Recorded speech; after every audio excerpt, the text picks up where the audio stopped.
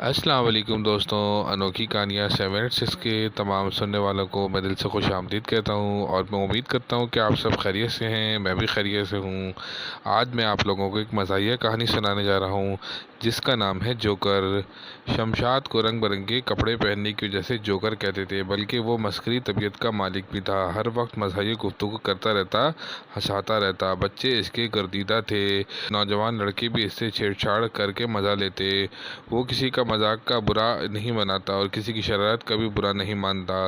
एक दिन वो बच्चों को कहानी सुना रहा था, खूब दिलचस्पी पैदा कर रहा था। कहानी का उन्वान था चमगादड़। चमगादड़ रात के वक्त अपने घोंसले से बाहर निकलती है और अंधाधुंध उड़ती है। वो इंसान के कान पर मारने की कोशिश करती है और अगर इसके कान पर लग जाए तो महीनों तक जख्मी रहता है।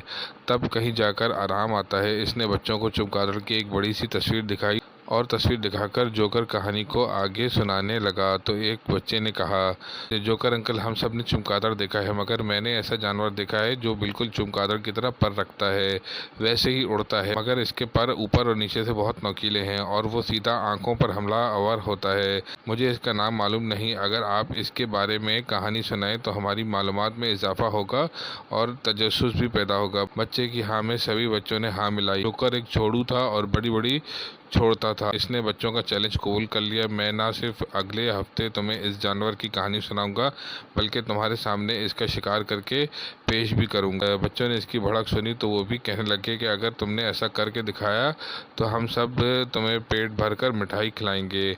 ठीक है, मैं जा रहा हूँ और अगले हफ्ते ही मुलाकात होगी। जोकर ये कहकर चलता बना। जिस बच्चे ने इससे चमगादड़ जैसे परिंदे के बारे में बात की थी, इसने इसी बच्चे से परिंदे के बारे में पूछ लिया कि इस परिंदे को किसने और किस मकाम पर देखा है। जोकर ने अच्छी तरह समझ लिया कि वो मकाम सुंदरबन के जंगलात की तरफ है, जहाँ वीरान मकामात ज़्यादा हैं, क्योंकि जंगलात से आगे आबादी नहीं है, इसलिए लोग इस तरफ नहीं जाते। जगह दूर नहीं थी और फिर इसकी इज्जत का सवाल था और फिर इसका चैलेंज पूरा करके पेट भर मिठाई भी खानी थी।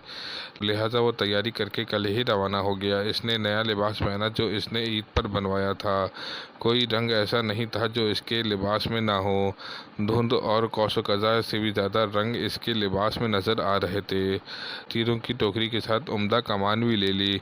पथरीली ज़मीन पर चलने की वजह से जूते पहने और कुछ ज़रूरी चीज़ें लेकर रवाना हो गया। अपने गांव की आबादी से निकल के इसे 2 गांव और पार करने पड़े। पहले गांव से वो गुजरता है तो क्या देखता है कि यहाँ सर्कस लगी हुई है। ऐसा महसूस हो रहा है कि जैसे पूरा गांव मेले में जमा हो और सर्कस देखने आया हूँ।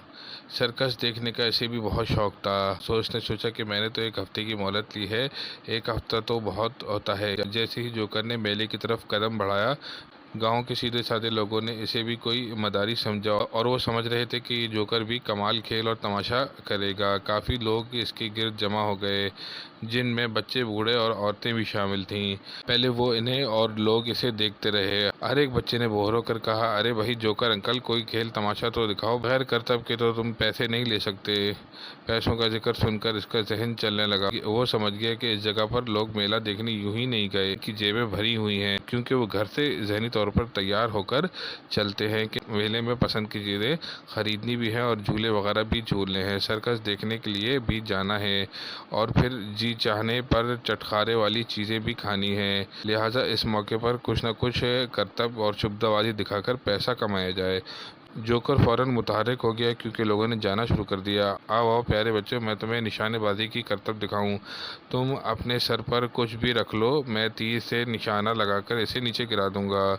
इसकी आवाज़ सुनकर उठते हुए कदम रुक गए। जोकर ने एक नौजवान को अपने पास बुलाया और एक सेब इसके सर पर रख दिया और इसे बहुत दूर खड़ा कर दिया। जोकर कहने लगा, देखो भाई, मेरा निशाना इस कदर पक्का है कि मैं इतनी दूर से कमान में तीर रखकर चलाऊंगा और ये तीर सीधा सेब पर लग जाएगा। नौजवान ने सेब तो सर पर रखने दिया, मगर वो खौफ खाने लगा कि कहीं तीर निशाना चूक जाने से इसके माथे में तीर न घुस जाए। वो घबरा रहा था और थर थर कांपने लगा, जिससे सेब खुद ब खुद इसके सर से नीचे गिर गया। अरे तुम डर रहे हो, बुज़दिल हो तुम। कोई और है जो मेरे निशाने के लिए सर पर सेब रखकर खड़ा होगा। किसी ने जवाब ना दिया। जोकर को गुस्सा आने लगा। सुनो भाई, अगर तुम डर रहे हो तो मैं अपने सर पर सेब रखता हूँ और कोई और निशानेबाज निशाना लगाए।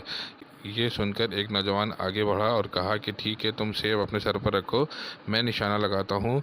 जोकर कोई ख़तरा मोल लेना पड़ा, क्योंकि इसे भी मालूम नहीं था कि जो शख्स निशाना लगाने वाला है इसका निशाना कच्चा है या पक्का है। अगर इसका निशाना चूक गया तो फिर अल्लाह इसका मालिक है। बहरहाल अगर वो ख़तरा मोल ना लेता तो क्या करता, कमाई का ये मौका हाथ से निकल जाता। इसने अल्लाह का नाम लिया और आंखें बंद करके खड़ा हो गया। नौजवान ने इसकी कमान लेकर एक तीर खींचा और काफ़ी देर के बाद तीर चला दिया। तीर वाकई सेब ही पर लगा था। लोगों की तालियों की आवाज़ सुनकर जोकर ने आंखें खोली। तब एक और नौजवान ने खुद को पेश किया और जोकर ने निशानेबाजी की। वो सेब गिराता रहा और लोग खुश होकर इसे पैसे देते रहे। काफ़ी कामयाब तजर्बा रहा। वो जाने लगा तो सेब वाले ने इसे पकड़ लिया। जनाब, 1 किलो सेब के पैसे कौन देगा? जोकर को ख्याल आया कि वाकई इसकी रेहड़ी से तो सेब उठा उठा कर लोगों के सर पर रख रहा था, और फिर वही सेब इसने झोली में भर कर रखे थे ताकि दोपहर का खाना इन सेबों को ही बना ले। मगर इसे तो इन सेबों की कीमत अदा करनी पड़ गई। ज़रा आगे गया तो एक होटल पर बैठकर इसने पैसे गिने तो 100 रुपये थे। वो बहुत खुश हुआ और पेट भरकर खाना खाया और साथ में सेब भी खाए, और फिर इस गाँव से आगे निकल गया। दोस्तों, अब तक के लिए इतना ही। ये थी जोकर की पहली एपिसोड। अगर आपको ये एपिसोड अच्छी लगी तो उसको लाइक कीजिए, शेयर कीजिए और मेरे चैनल अनोखी स्टोरीज 7 और 6 को सब्सक्राइब कीजिए। अस्सलाम वालेकुम दोस्तों।